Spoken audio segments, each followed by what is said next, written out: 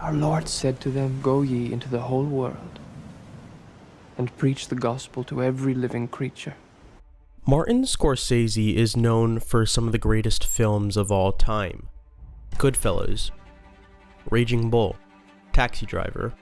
As a filmmaker, he often obsesses over profane and violent characters, highlighting how almost anybody can easily become corrupted by living dangerous lifestyles. Which would be worse? To live as a monster, or to die as a good man?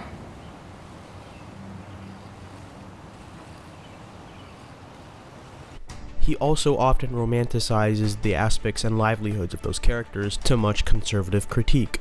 But there's also a side to his filmography that shows us what he is truly interested in when it comes to his art. Whether it be portrayed by a gangster paying tribute to his boss, or a disloyal husband, Scorsese is utterly interested in the prospect of faith in humanity.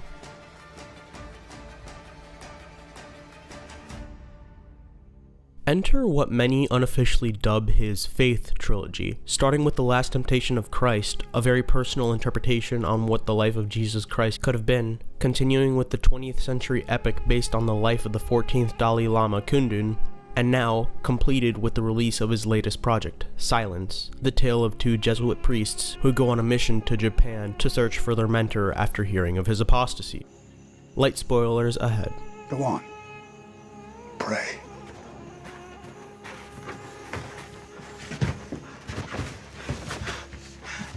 But pray with your eyes open.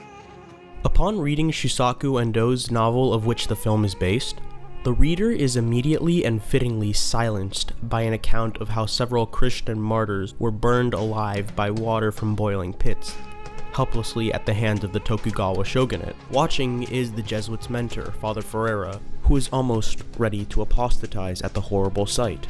It's very fitting that Scorsese opens the film with the same scene, overlaying the screen with a blinding white fog that prepares the viewer for the rest of the 2-hour and 40-minute film. Silence, without any doubt, is an exercise in endurance. Both the viewers and the characters endure trials that are seemingly brought to life through Scorsese's very slow-paced direction that allows for each moment to be chewed on. Never does he cut out of rhythm or put us in technical jeopardy. This is very clearly the work of someone who knows and loves the craft, and best of all, respects it. The entire cast turns in great performances. Andrew Garfield as Father Rodriguez is so subtle in his visual acting and manages to convey such emotions with just a look.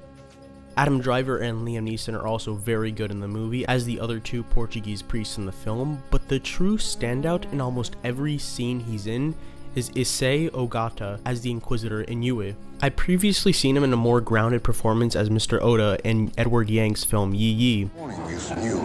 We never live the same day twice. But in Silence, he is truly incredible.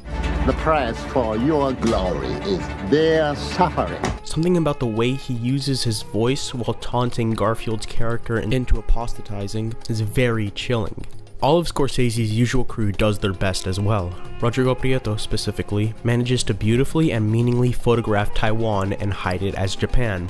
Thelma Schoonmaker as the editor has a few more things to say. Some of the cuts in the film are unconventional, not in their style, but the way they are used to portray the inner psyche of the character. And the sound design team did an excellent job of mixing the wind and the waves and the cicadas of Japan, with moments of purely deafening silence.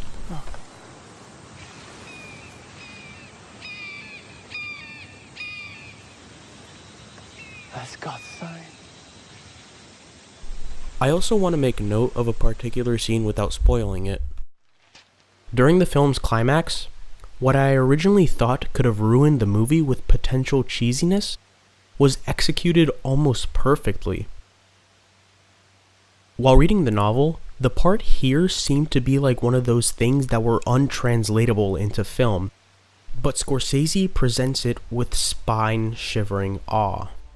What few flaws there are in Silence, which include one rather minor set design choice that took me out of the experience for a couple of seconds, as well as a character that appears towards the end that we never really get to know, a problem that I also had with the novel, are completely made up for with the rest of the movie. It is a difficult journey to the end that often feels like 3 hours instead of 20 minutes less. It is also a deeply moving film for the faithful and others, as Scorsese manages to stay rather agnostic throughout the movie, using both faith and its opposition, doubt, to create the stark reality of our character's very human situation. In the end, Silence makes for a deeply rewarding experience for the most patient of viewers. Like so many more films in Scorsese's canon, this needs to be seen and meditated over before a full interpretation can be given. But even then, it's exciting to see that cinema is still very much alive, with pioneers like Scorsese still challenging audiences with difficult films, such as Silence. Thanks for watching.